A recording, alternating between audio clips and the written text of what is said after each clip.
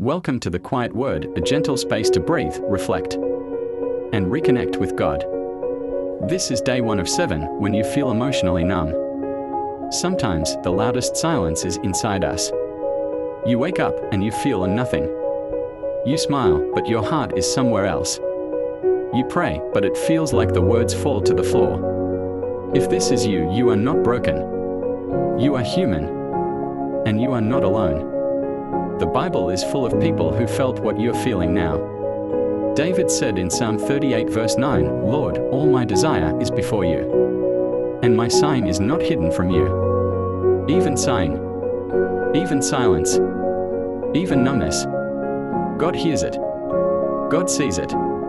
God understands what others can't.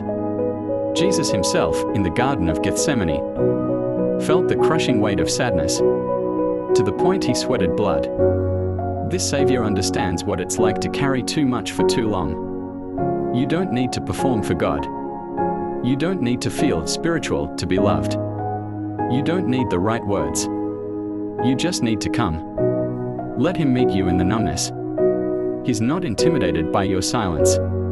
He is still speaking to your soul. Gently, patiently, lovingly.